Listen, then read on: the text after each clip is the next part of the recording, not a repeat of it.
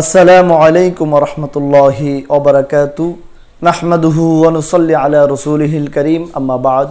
সম্মানিত বন্ধুরা, সর্বপ্রথম মহান আল্লাহ রাব্বুল ইজ্জত আল জালালের দরবারে শুকরিয়া জ্ঞাপন করে আজকের এই ভিডিওটি শুরু করছি।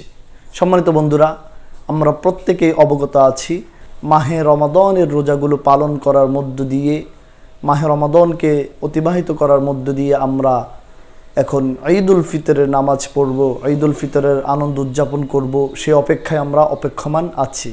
ঈদ শব্দটি এটি একটি খুশির বিষয়। ঈদ শব্দটির কথা শুনলে আমাদের ভিতরে ঈদের কথা শুনলে আমাদের ভিতরে একটি আনন্দ ভালো লাগার বিষয় কাজ করে। ঈদ এর দুটি অর্থ হয়ে থাকে। একটি হচ্ছে ঈদ শব্দের অর্থ হচ্ছে আনন্দ, এই শব্দের অর্থ হচ্ছে খুশি, এই শব্দের অর্থ হচ্ছে শুভেচ্ছা বিনিময় করা। আবার ঈদের আরেকটি অর্থ আমরা নিতে পারি, সেটি হচ্ছে আদা ইয়াউদা, অর্থাৎ যেটি বারবার ফিরে আসে। আমরা প্রত্যেকে জানি যে ঈদুল ফিতর এবং ঈদুল আজহা এটি বছরে আমরা দুবার পালন করে থাকি, বছরে আমরা দুটি ঈদ উদযাপন করে থাকি। সম্মানিত বন্ধুরা, এই একজন রোজা পালনকারীর জন্যে রাসূল করিম সাল্লাল্লাহু আলাইহি সাল্লাম বলেছেন তার জন্য দুটি আনন্দের বিষয় কাজ করে, দুটি আনন্দের বিষয় থাকে। একটি হচ্ছে রাসূলের ভাষায় যে লিসাইমি ফারহাতান, ফারহাতুন ইনদা ফিতরি ওয়া ফারহাতুন ইনদা লিকাইহি রাব্বি। আল্লাহর নবী রাসূল করিম সাল্লাল্লাহু আলাইহি সাল্লাম ইরশাদ করেছেন লিসাইমি ফারহাতান, একজন রোজাদারের জন্য দুটি আনন্দের বিষয় থাকে। একটি হচ্ছে ফারহাতুন ইনদা ফিতরি, যখন একজন রোজাদার গোটা দিন রোজা পালন করে যখন সে ইফতার করতে যায়, কিংবা 29 দিন অথবা 30 দিন সিয়াম সাধনা করে সে যখন ঈদুল ফিতর উদযাপন করতে যায়, তখন তার জন্য একটি আনন্দের বিষয় থাকে। অপরটি হচ্ছে অফরহাতুন ইনদা লিকাইহি রাব্বি, আরেকটি হচ্ছে বিচার দিবসের দিনে আল্লাহ রাব্বুল ইজ্জত আল জালাল যখন বিচার দিবসের কার্য পরিচালনা করবেন, সেই দিনে রোজাদার যখন সিয়াম পালনকারী যখন আল্লাহর সাথে তিনি সরাসরি সাক্ষাৎ লাভ করবেন, আল্লাহর দিদার তিনি অর্জন করবেন, সেই সময়টি হচ্ছে একটি আনন্দের বিষয় রাসূলের ভাষায়। সুবহানাল্লাহ।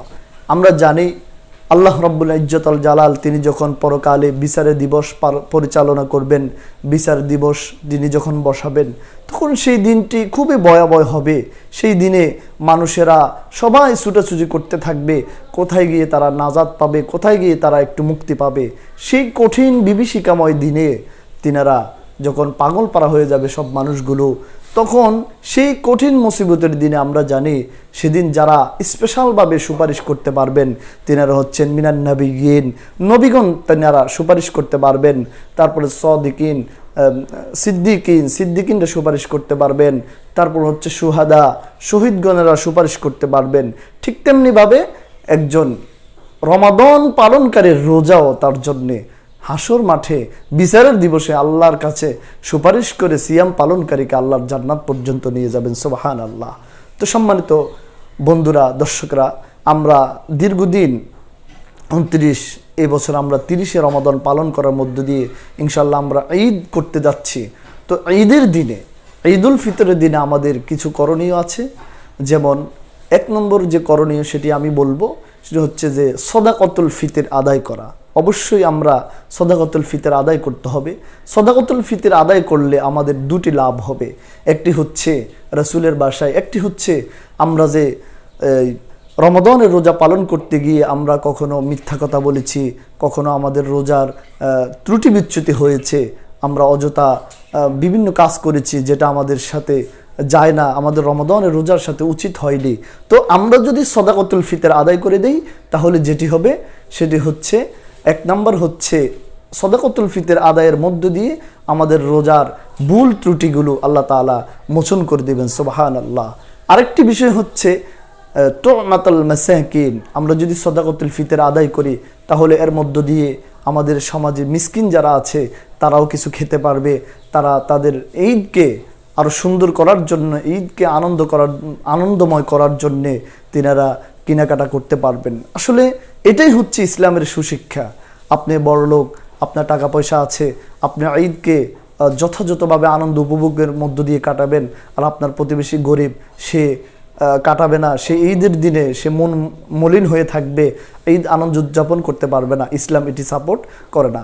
ইসলামের শিক্ষা হচ্ছে আপনি আনন্দ করবেন, আপনি উল্লাস করবেন, আপনার এই আনন্দটার আপনার প্রতিবেশীও যেন করতে পারে। এটাই হচ্ছে ইসলামের শিক্ষা। রাসূল করিম সাল্লাল্লাহু আলাইহি সাল্লাম আমাদেরকে তিনি সেই মেসেজ দিয়েছেন। আলহামদুলিল্লাহ।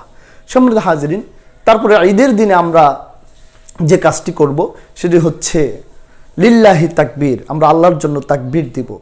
আমরা যখন রোজা পালন শেষ হয়ে যাবে, আল্লাহ তাআলা সূরাতুল বাকারার মধ্যে তিনি বলেছেন ওয়ালি তুকমিলুল ইদ্দা ওয়ালি তুকাব্বিরুল্লাহ আলা মা হাদাকুম ওয়া লাআল্লাকুম তাশকুরুন। সম্মানিত বন্ধুরা, আল্লাহ বলছেন ওয়ালি তুকমিলুল ইদ্দা, তোমরা যখন সংখ্যা পূর্ণ করবে। তোমরা কিসের সংখ্যা পূর্ণ করবে? তোমরা যখন মাহে রমাদানের 29 কিংবা 30টি রমাদানের রোজা পালন করার মধ্য দিয়ে যখন তোমরা রমাদান শেষ করবে, তখন তোমরা ওয়ালি তুকাব্বিরুল্লাহ, তোমরা আল্লাহর নামে তাকবীর দাও। তোমরা আল্লাহর বড়ত্ব তোমরা প্রশংসা করো, আল্লাহর বড়ত্ব তোমরা বর্ণনা করতে থাকো। কেন? আলা মা হাদাকুম, এই যে আল্লাহ তোমাদেরকে হেদায়েতের উপরে রেখেছেন, ওয়ালা আল্লাকুম তাশকুরুন, সুতরাং তোমরা যেন আল্লাহর শুকরিয়া আদায় করতে পারো। সুতরাং আমরা তাকবীর দিব, আল্লাহু আকবার আল্লাহু আকবার লা ইলাহা ইল্লাল্লাহু আল্লাহু আকবার ওয়ালিল্লাহিল হামদ। এভাবে করে আমরা যখন শাওয়াল মাসের চাঁদ দেখব, 30 রমাদানের ইফতারের পর থেকে আমরা যখন চাঁদ দেখব শাওয়াল মাসের, তখন থেকে আমরা কিছুক্ষণ পর পর তাকবীর দিব। আমরা এই তাকবীরটাকে ঈদুল ফিতরের আগ পর্যন্ত আমরা চালিয়ে যাব ইনশাআল্লাহ। এটা আমরা অবশ্যই তাকবীরটা আমাদেরকে দিতে হবে। আল্লাহর বড়ত্ব আমাদেরকে অর্জন করতে হবে, আল্লাহর বড়ত্ব আমাদেরকে ঘোষণা করতে হবে। তারপরে আমরা যেটি করব, ঈদের দিনের করণীয় হচ্ছে আমরা সকাল সকাল উঠে গোসল করব। এটা হচ্ছে ঈদের দিনের একটি সুন্নাহ। তারপরে আমরা আমাদের নতুন কাপড় চোপড় আমরা পরিধান করব। নতুন কাপড় চোপড় যদি কারো না থাকে, তাহলে আমরা পুরাতনগুলোকে ইস্তারি করে আয়রন করার মধ্য দিয়ে আমরা সেগুলো গায়ে দিব, ঈদগাহে যাব। তারপরে ঈদের দিনে আমরা আমাদের সুগন্ধি ব্যবহার করব। যেমন রাসূল করিম সাল্লাল্লাহু আলাইহি সাল্লাম তিনি সুগন্ধি ব্যবহার করতেন, তিনি বিভিন্ন পারফিউম ব্যবহার করতেন। আমরাও ঠিক তেমনিভাবে সুগন্ধি ব্যবহার করব। আমাদের দ্বারা অন্য মানুষ যেন কোনো কষ্ট না পায়, এই বিষয়টি আমাদেরকে খেয়াল করতে হবে। সম্মানিত বন্ধুরা, তারপরে ঈদের দিনে আমরা যেটি করব, আমরা ঈদুল ফিতরের নামাজ পড়তে যাওয়ার আগে আমরা অবশ্যই কিছু পরিমাণে মিষ্টান্ন জিনিস আমরা খাবো। আমরা কিছু মিষ্টান্ন জিনিস গ্রহণ করব। হাদিসের ভাষা আমরা জানি যে রাসূল করিম সাল্লাল্লাহু আলাইহি সাল্লাম তিনি ঈদুল ফিতরের দিনে ঈদগাহে যাওয়ার আগে তিনি মিষ্টান্ন খেতেন। বিশেষ করে তিনি খেজুর খেতেন, বেজোর সংখ্যা 5টি 7টি, এভাবে করে তিনি খেজুর খেতেন। তা আমরাও যদি খেজুর না সম্ভব হয়, তাহলে আমরা আমাদের বাসায় পায়েস, ফিন্নি, তারপরে মিষ্টান্ন যে কোনো কিছু খেয়ে আমরা ঈদগাহে যাব ঈদের নামাজ পড়ার জন্য। তারপরে আমরা যেটি করব সেটি হচ্ছে আমরা শুভেচ্ছা বিনিময় করব। যেমন রাসূলের সাহাবীরা তিনারা পড়তেন তাকাব্বালাল্লাহু মিন্না ওয়া মিনকুম, তাকাব্বালাল্লাহু মিন্না ওয়া মিনকুম তিনারা পড়তেন। আমরা তো আমাদের দেশে ঈদ মোবারক বা আরও যা যা আছে শব্দ, আমরা হালাল পন্থায় হালাল ওয়েতে আমরা সেই শব্দগুলো ব্যবহার করে আমরা আমাদের ঈদ আনন্দকে আরও বাড়িয়ে তুলব, গড়ে তুলব, সে আশা আমরা প্রত্যাশা করছি।